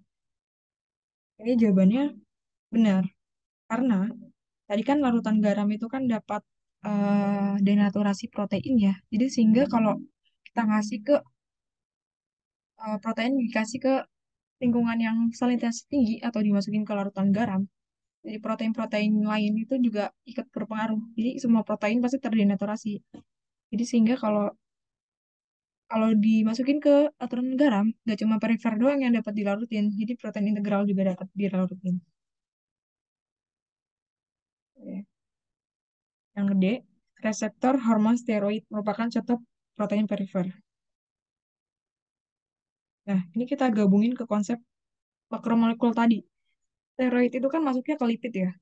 Lipid itu kan sifatnya memiliki afinitas air dalam airnya itu rendah. Jadi dia tuh dominasinya oleh sifat hidrofobiknya.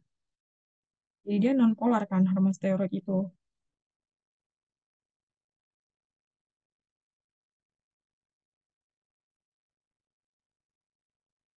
Jadi harusnya apa? Protein apa?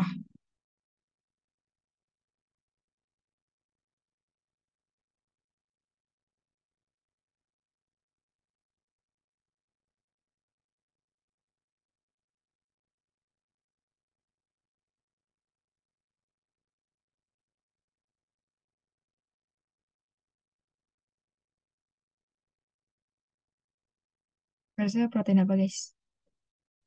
Tiroid. Nggak kalau yang tadi antara perifer sama integral.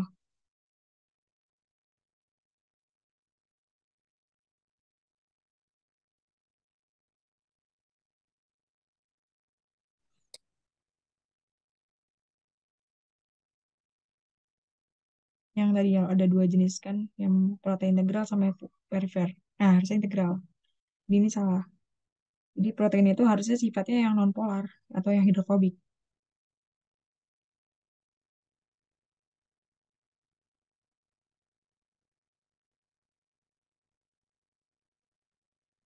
Aku putus-putus gak sih? Ini nggak berubah ya airnya? Oh, udah. Kayak yang 4 dulu deh. Dalam suatu eksperimen bakteri E. coli yang tumbuh pada suhu 27 derajat dipindahkan pada lingkungan dengan suhu 20 derajat selama beberapa generasi. Berarti kan ini dia suhunya rendah ya, dimasukin ke suhu rendah. Nah, tentukan pernyataan berikut apakah benar atau salah. Kita gabungin konsep adaptasi membran sel terhadap suhu. Tadi yang aku jelasin ya. Jadi membran sel kalau di suhu rendah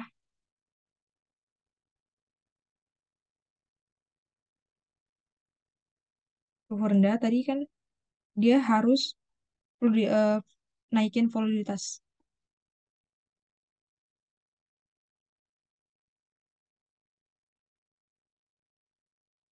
Nah, voliditas itu dinaikkan dengan komposisi asam lemak jenuh, asam lemak tidak jenuh.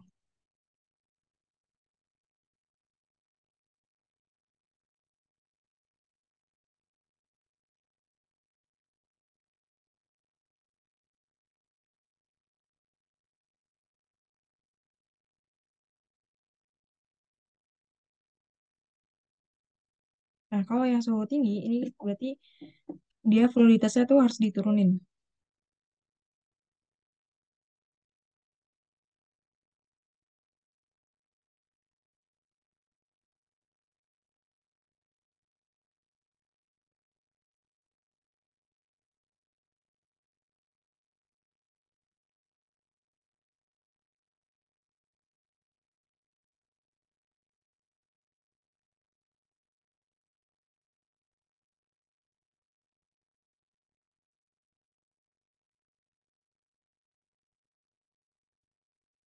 Nah, oke, kita baca pernyataannya. kandungan asam lemak tak jenuh pada E. coli tersebut meningkat. Tadi kan dia dimasukinnya ke suhu rendah ya. Berarti yang dinaikin aturan, benar, asam lemak tak jenuh. Karena dia kan harus naikin fluiditas.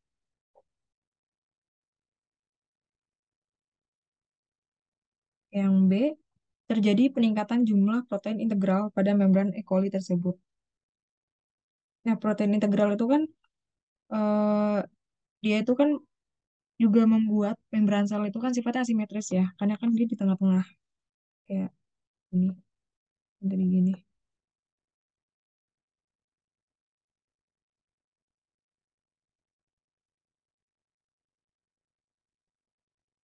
Jadi kalau, benar. Ya, kalau semakin banyak protein integral, dia kan kayak makin banyak, enggak, kalau misalkan makin banyak protein integral, berarti kan membrannya semakin sifatnya tuh simetris ya. Kayak gini kan protein integral tuh. Kayak tertanam dengan fosfolipidnya. Jadi dia fluiditasnya makin berkurang, sehingga harusnya diturunin. Jadi ini salah. Nah, yang J, kandungan fosfolipid pada sel E. coli tersebut mengalami peningkatan. Nah, di sini pernyataannya kan nggak nggak jelasin fosfolipidnya itu termasuk asam lemak yang tak jenuh atau yang jenuh. Jadi sehingga ini salah karena masih ambigu kan pernyataannya. Ini. Jadi kalau soal olim itu ada hal yang harus diperhatiin kayak kata-kata dan dan atau terus pernyataan yang belum selesai juga harus diperhatiin.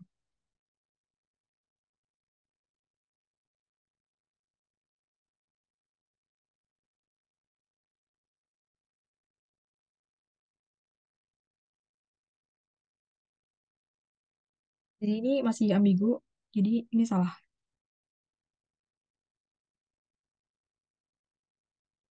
Dan yang D. Panjang ekor hidrofobik fosfolipid pada E. coli tersebut meningkat. Jadi ini sebenarnya nggak berpengaruh ya. Jadi panjang ekor tuh nggak pengaruh dengan fluiditas. Jadi ini salah.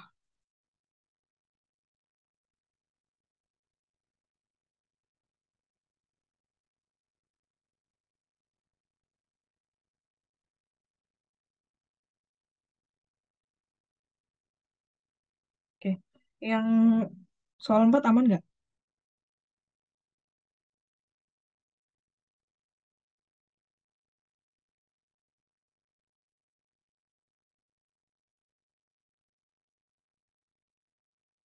Yang C.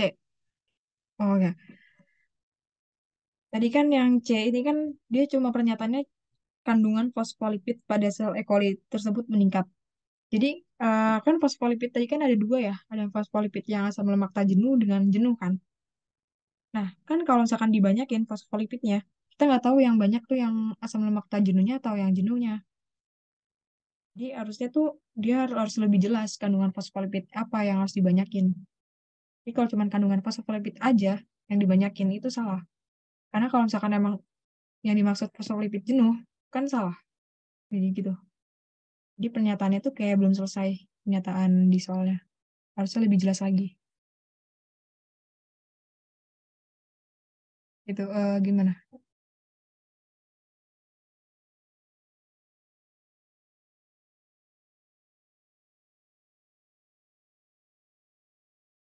Udah, oke. Aku mau bahas PR yang kemarin dikasihkan Anda. Jadi ini tuh sebenarnya dia ngasih soal buat hari ini juga gitu. Materinya nyambung sama hari ini terkait dengan transport zat. Nah, kan tadi kan aku jelasin ya kalau sifat permeable membran tadi kan ada ion, ion kan nggak bisa masuk ya, dia sifatnya impermeable. Jadi konsep yang mau yang ingin di yang konsep yang ingin ditanyakan di soal itu ya itu. Jadi kita baca soalnya ya. Berikut merupakan gambaran senyawa statin, obat yang digunakan untuk menurunkan kadar kolesterol dalam darah. Senyawa ini dapat membentuk ion pada gugus hidroksi pada pH di atas 5,5. Nah, ini dikasih tahu ya.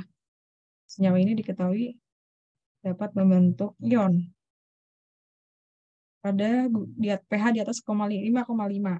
Nah, ditanya di soal, pH pada lambung sebelum konsumsi makanan itu 3,5. Nah, setelah konsumsi makan itu 6. Berarti kan 6 itu di atas 5,5 ya. Berarti di setelah konsumsi makan,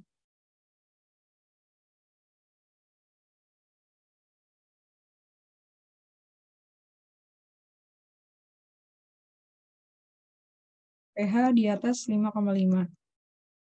Berarti obatnya itu kan untuk ion.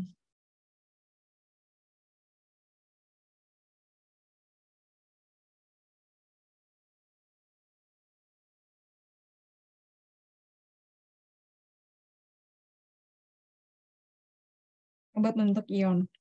Nah, sedangkan pH pada usus halus adalah 7 dan membran sel dari dinding lumen rongga dalam dari kedua organ tersebut bersifat hidrofobik. Hidronik. Berdasarkan informasi tersebut, tentukan apakah senyawa ini diserap pada usus atau pada lambung, dan apakah dikonsumsi sebelum atau setelah makan, dan sertakan alasan dari jawaban kalian. Nah, tadi kan di usus itu kan pH-nya 7,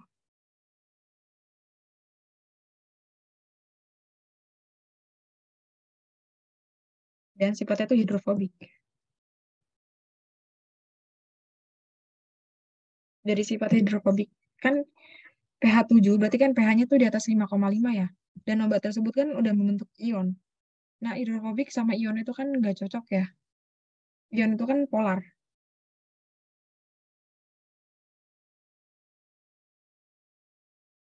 Jadi sehingga kalau ion polar, yang sifatnya polar, ketemu sama hidrofobik itu kan nggak cocok ya. Jadi dia nggak bisa ditransport, atau nggak bisa diserap pada usus.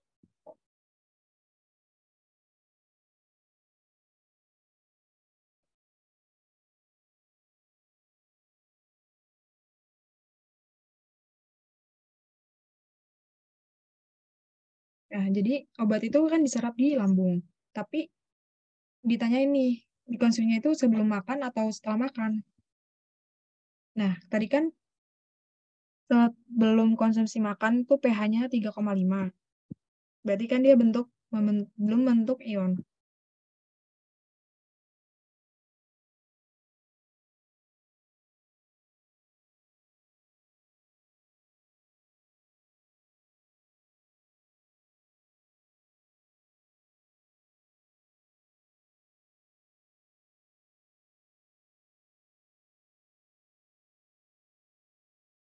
Jadi, karena dia belum membentuk ion, jadi obat itu masih bisa diserap di lambung. Karena kalau udah bentuk ion, obat itu nggak bisa diserap di lambung. Jadi, jawabannya obat diserap di lambung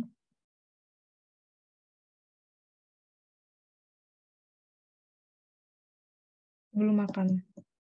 Alasannya itu aja. Jadi, kan sebelumnya aku bilang kalau soal Olimpiade itu pasti infonya dikasih tahu di soal. Jadi kalian fokus aja sama soalnya dan gabungin konsep yang kalian tahu. Konsepnya yang tadi ini ya, konsepnya yang membran, sifat permeabilitas membran. Nah ini,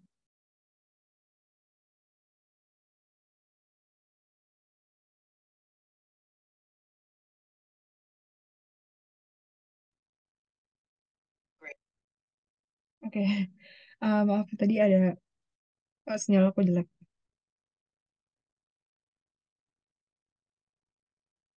Ada ini aku dulu. Kok crop copy ke yang tadi. Nah, ini konsepnya ditanya di soal.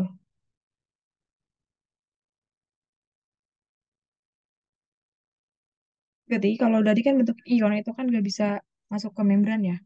Jadi kalau bentuk ion itu nggak bisa diserap tanpa bantuan transport aktif.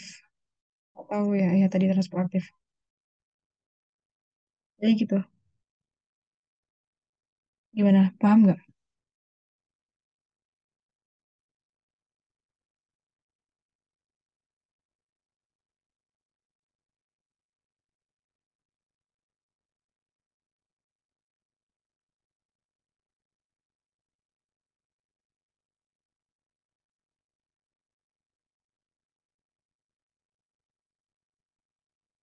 Ya, gimana paham nggak, guys?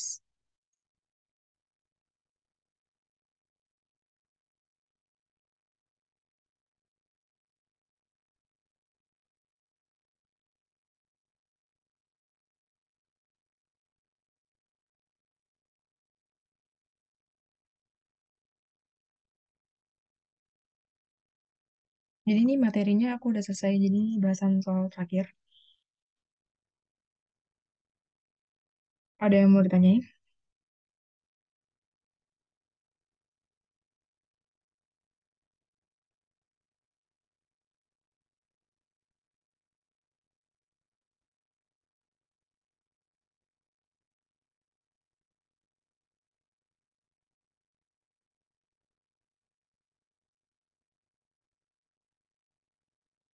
Amankah semuanya?